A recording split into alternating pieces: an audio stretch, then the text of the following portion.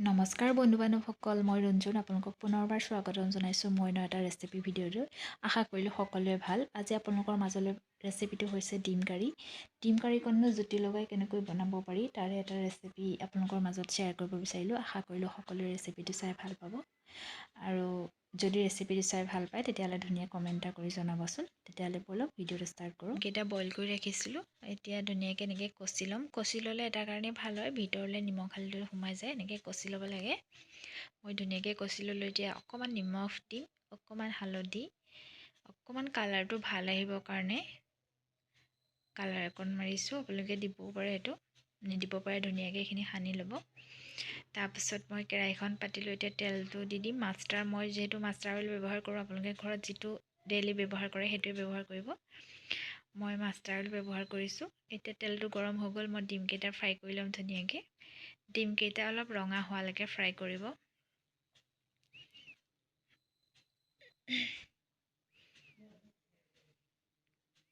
দেখিছেনে, ডিমকেইটা ফ্ৰাই হৈ গৈছে। এতিয়া ডিমকেইটা কাঢ়ি দিম। এতিয়া বাকী থকা তেলখিনিতে মই আলুগুটি 4 পিচো বইল কৰি ৰাখিছিলোঁ, তাৰ লগতে মই ফ্ৰাই কৰি দিম। ইয়াৰ লগতে ফ্ৰাই কৰি ল'ম। মই আলু কেইপিচো ফ্ৰাই কৰি লৈছোঁ। দেখিছেনে, আলু কেইপিচ ফ্ৰাই কৰা হৈ গৈছে। এতিয়া আলু কেইপিচ কাঢ়ি দিম। এতিয়া এই বাকী থকা তেলখিনিতে মই 2টা শুকান জলকীয়া দিম। 2টা শুকান জলকীয়া দিম আৰু এটা পিঁয়াজ কাটি ৰাখিছিলোঁ, সেই পিঁয়াজটো দিছোঁ। পিঁয়াজটো ধুনীয়াকৈ মই ফ্ৰাই কৰি ল'ম। অলপ ব্ৰাউন কালাৰ অহালৈকে মই পিঁয়াজটো ফ্ৰাই কৰিম।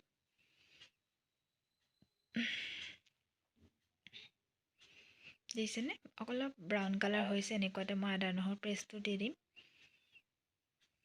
অলপ আদা নহৰু পেষ্টটো ধুনীয়াকৈ ভাজ খাব দিম। ধুনীয়াকৈ ভাজ খোৱালৈকে অলপ ফ্ৰাই কৰিম। দেখিছেনে, ধুনীয়াকৈ হৈ গৈছে ফ্ৰাই। এনেকুৱাতে এতিয়া মই কি কৰিম, বিলাহী 2টা মই পেষ্ট বনাই থৈছিলোঁ, বিলাহীটো মই এতিয়া ইয়াতে দি দিম। এইটো অলপ দেৰি ভাজিব লাগিব। যিমানেই ভাজিব সিমানেই ইয়াৰ গ্ৰেভিটো খাবলৈ বহুত টেষ্টি হয়। ভজাৰ ওপৰতে কথা, যিমানেই দেৰি ভাজিব সিমানেই বেছি টেষ্টি হয় খাবলৈ। এতিয়া মই ইয়াত অকণমান মছলা ব্যৱহাৰ কৰিম। অকণমান হালধি দিছোঁ, অকণমান সোৱাদৰ হিচাপত নিমখ দিছোঁ। তাৰপিছত আৰু অকণমান মই মছলা ব্যৱহাৰ কৰিম।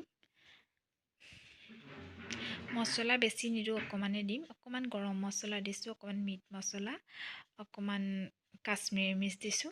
এইখিনি এতিয়া অকণমান পানী অকণ দি মিক্স কৰি ইয়াত মই ঢালি দিম।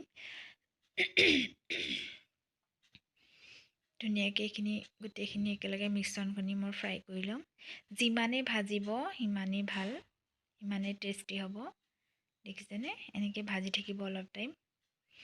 অকণমান পানী দি হাতেৰে ছটিয়াইও ভাজিব পাৰে, তেতিয়া সোনকালে ভাজ খাব। এনেকৈ কভাৰ দি দিব, কভাৰ দি দিলে সোনকালে হ'ব। দেখিছেনে, ওপৰলৈ তেলটো কেনেকৈ নিগৰিছে। আৰু অলপ দেৰি এনেকৈ ভাজি থাকিব।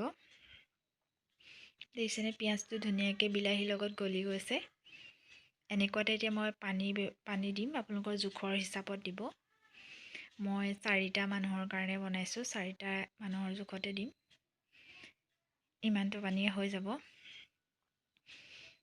এতিয়া উতলি থাকোঁতেই মই কি কৰিম, ডিমকেইটা দি দিম, ফ্ৰাই কৰি ৰখা ডিম 4টা আৰু আলু কেইপিচ একেলগে দি দিম।